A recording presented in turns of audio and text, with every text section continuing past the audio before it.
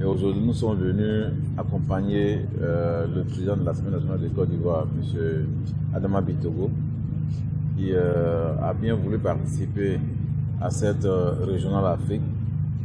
Au nom de la Côte d'Ivoire, vous venez porter donc le message de la Côte d'Ivoire et au regard des thématiques qui ont été retenues pour cette 31e régionale Afrique, la Côte d'Ivoire ne pourrait pas rester en marge parce que pour nous il est important de parler de la dividende démographique, de parler également de l'électrification et surtout donc de parler donc des bouleversements qui ont lieu au niveau de notre continent et du monde également. Parce que nous nous sommes exposés à ces bouleversements-là à longueur de journée. Donc c'est pour ça que nous sommes très heureux d'être d'ailleurs au Bénin, qui est un pays frère, pour participer donc à cette 31e régionale Afrique. Cette assemblée aura à débattre sur 3 thèmes essentiels, 3 thèmes majeurs, porte sur l'énergie, porte sur la démographie et la croissance, et qui porte aussi sur les variations géopolitiques qui sont essentielles. Et au bout de nos travaux, c'est sûr que nous aurons de bons résultats, nous aurons des réflexions nourries qui permettront à cette communauté francophone de mieux s'installer, de mieux défendre les intérêts de sa communauté.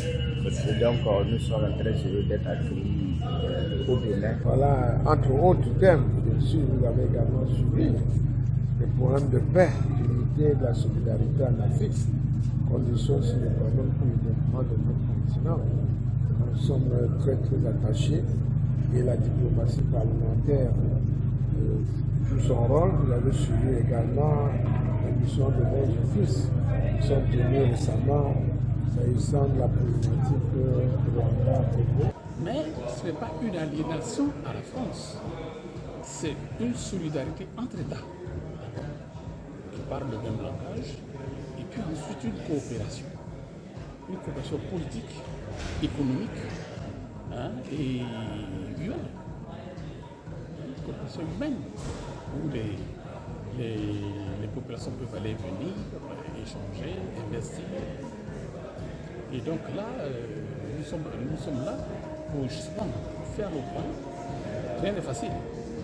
Il y a encore des petites difficultés, mais les difficultés font partie de ce monde.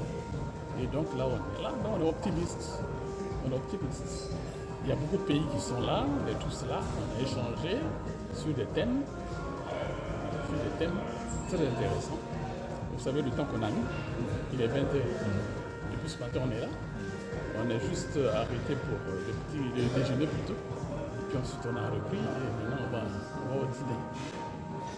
Alors dites-nous, vous participez à cette rencontre-là et c'est sûr que vous attendez quelque chose à la fin de la rencontre. Écoutez, les résultats c'est quoi?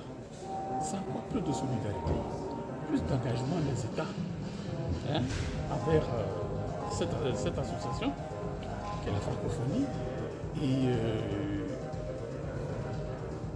les problèmes qui sont soulevés sur la formation, sur les naissances, le taux de chômage, l'avenir de nos enfants, les femmes,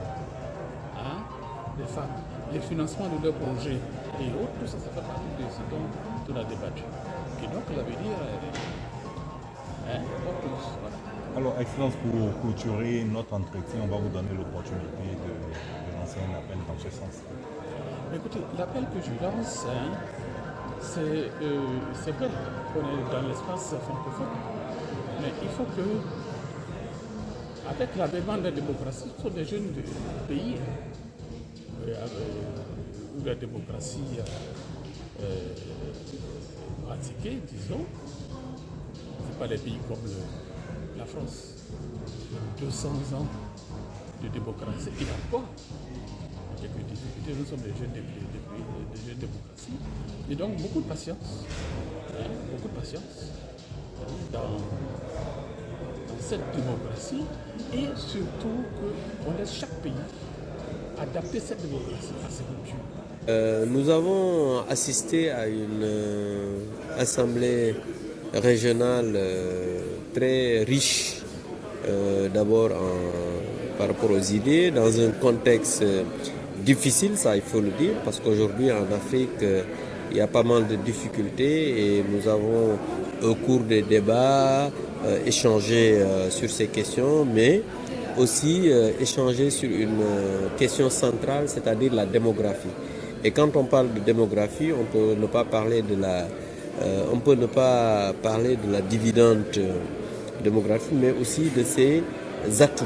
Parce qu'aujourd'hui, il y a une transition démographique qui se fait en Afrique avec une population jeune, mais aussi avec des revenus faibles, et nous avons aussi des économies africaines faibles. C'est pourquoi aujourd'hui, la francophonie, à travers la diplomatie et l'économie, va tout faire pour qu'on puisse avoir quand même une Afrique forte, mais aussi une Afrique résiliente. Donc nous sommes aujourd'hui